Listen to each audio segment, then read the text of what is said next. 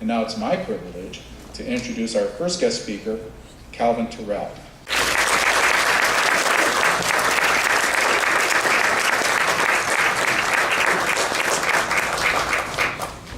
Good morning. Good morning. Hey, repeat after me.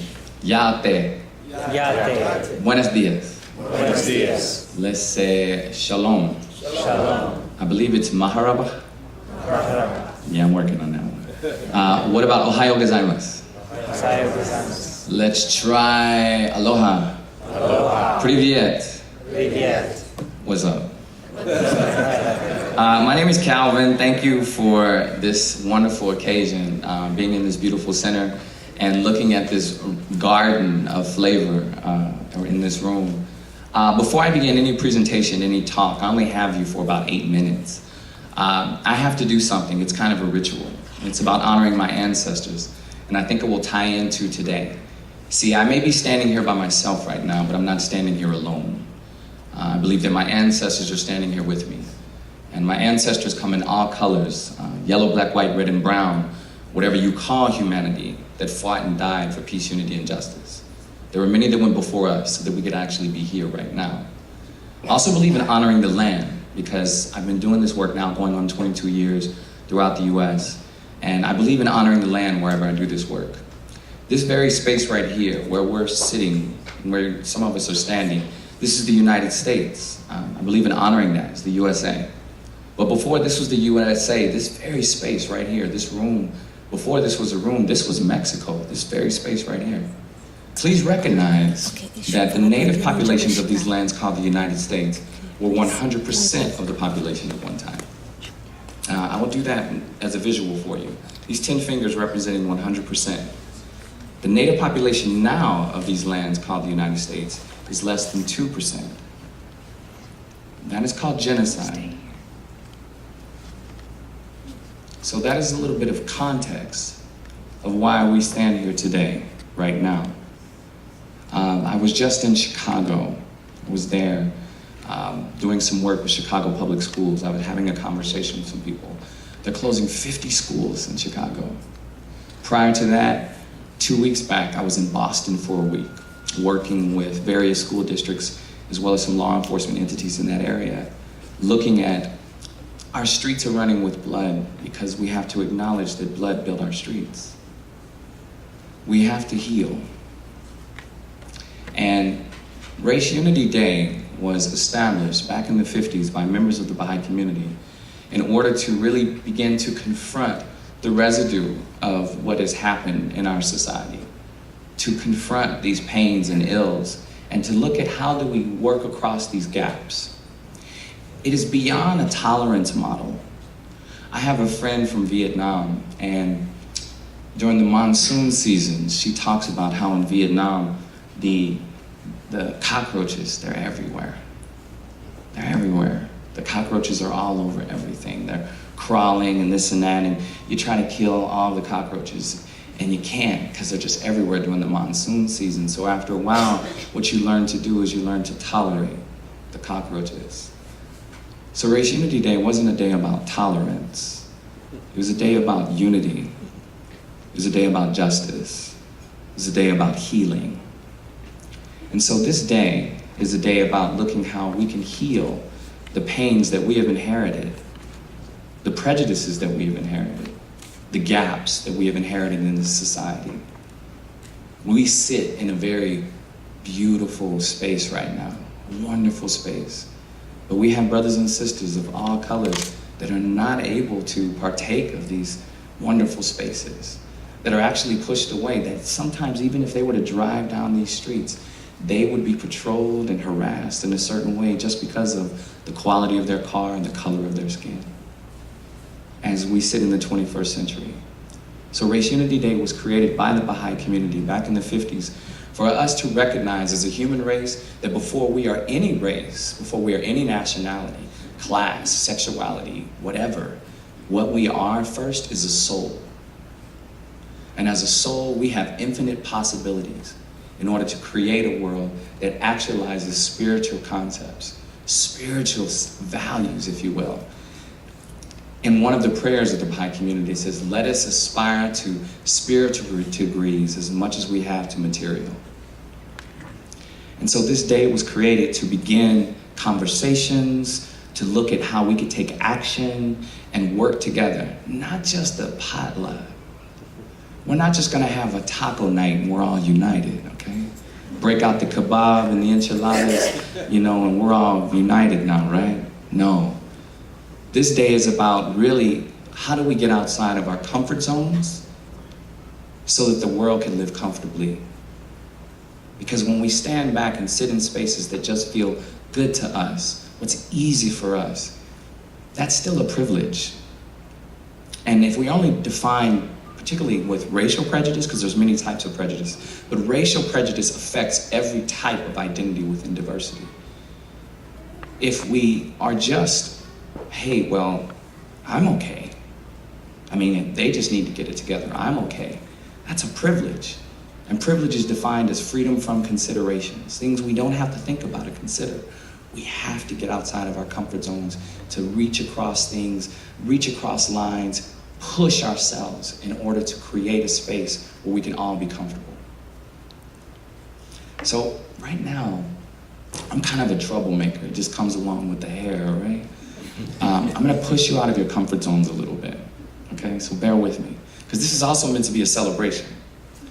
So what I'd like to do, before I continue, is I'd like to hear your most energetic, motivated, enthusiastic round of applause you could possibly give. I mean rambunctious, okay?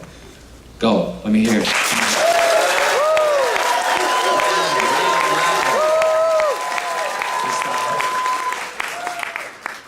You're a rowdy crowd, I like that. So this is what I'm gonna do. It's a real simple activity. I'm gonna say a particular group, and if you happen to be a member of the group that I say, I want you to do something. If you have it, if you have the capacity to stand, I'd like you to stand up. Anybody who remains seated will give the people standing a huge round of applause like you just did. And even if you stand up, I'd like you to clap for yourself, a little positive affirmation thing, okay? So no one is sitting back and just observing. Because justice isn't a spectator sport. All players have to be involved. So everyone's clapping every time for every group. If you lack the ability to stand, just get your hands up and clap like this, all right? So first, if we could please have all the women, all the ladies in the house, please stand. Let's clap for them, clap for yourself. Have a seat, have a seat. Next we have all the men in the house, please stand up. Have a seat, have a seat.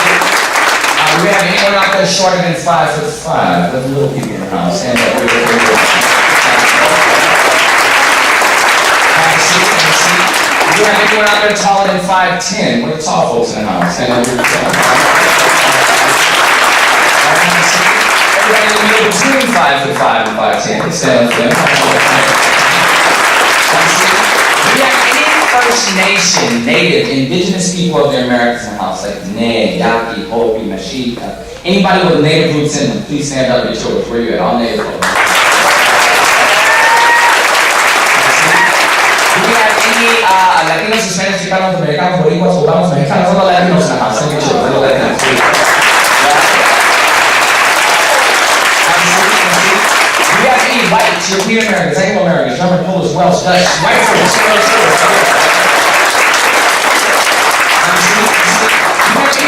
From East Asia, East Asian Americans like Japan, Korea, Vietnam, China, Taiwan, any East Asian groups, stand at yours. Alright? Anybody groups from Southern Asia, groups from like India, Pakistan, Bangladesh, Burma, Myanmar, Sri Lanka, where you at? Yours. Anybody groups from the Middle East, groups from like Saudi Arabia, Iran, Iraq, Israel, Lebanon, Palestine, stand at yours.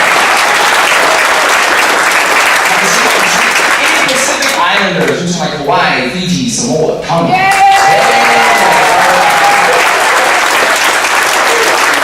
Anybody from the Caribbean, Trinidad, Tobago, Jamaica, Haiti, all right, where's your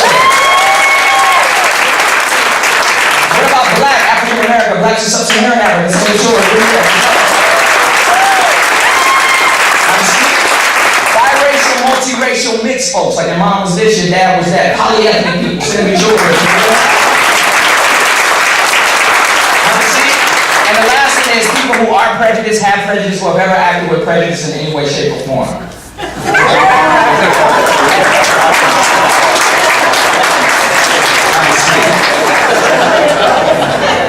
Now I notice I said people who are prejudiced stand up, and a lot of folks are like,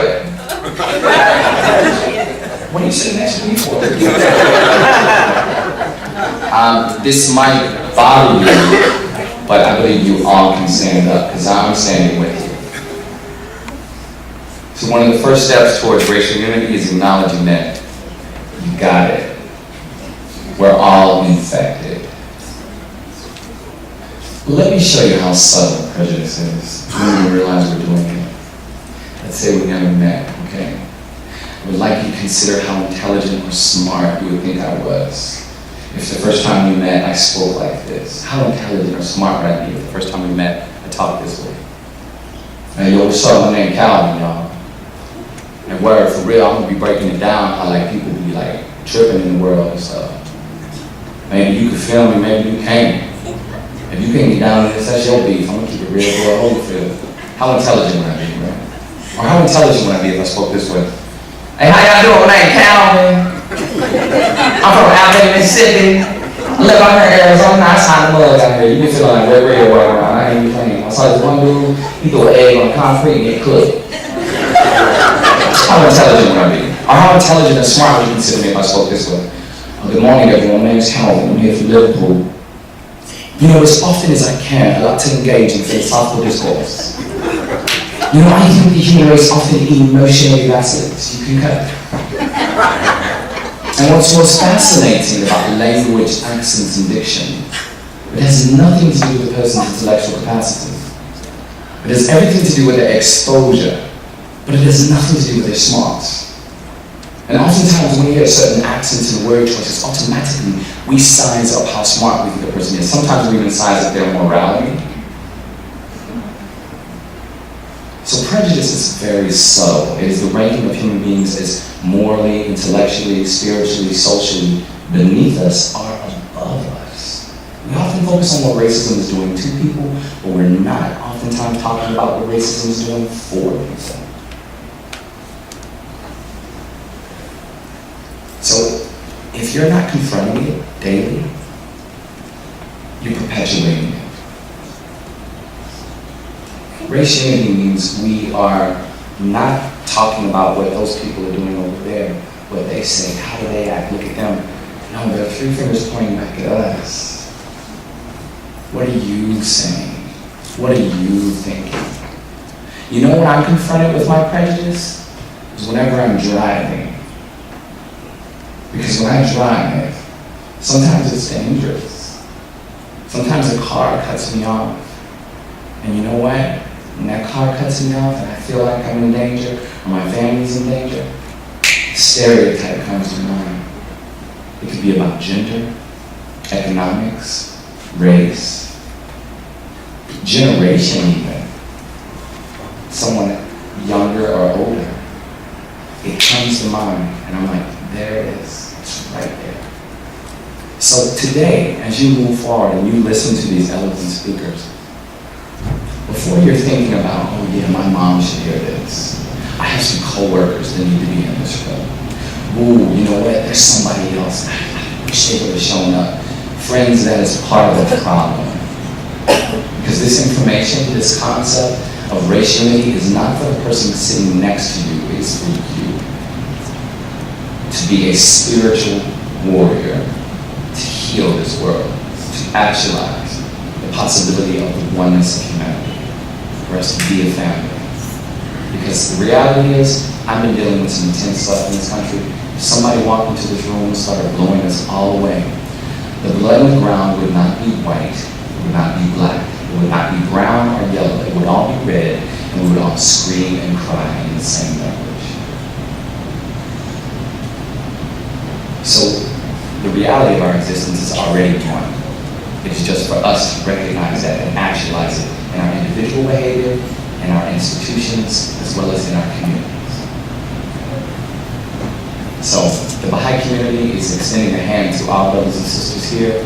There was a process going on called the Institute process. is a global process where all brothers and sisters of all backgrounds can participate in the development of spiritual villages so that we can actualize the oneness of humanity, not just when it's convenient, but unity means it's kind of like in a family. We love each other, but you don't always like each other. It means we have to earn it. We have to push through when things are tough. That's where tolerance comes in. It's the tolerance in dealing with our own struggle in the process of healing. So I say to you, ve con Dios, God bless, Yahweh, Chola Fez. In the words of the Lakota, Mitaki Yasin, or Mitaki Yasin, which means we're all of the same relation. Please, if hurt people, think about that. Hurt people. It's a cycle. Open hearts, also open hearts. That's another step. Let's be a part of that. Thank you.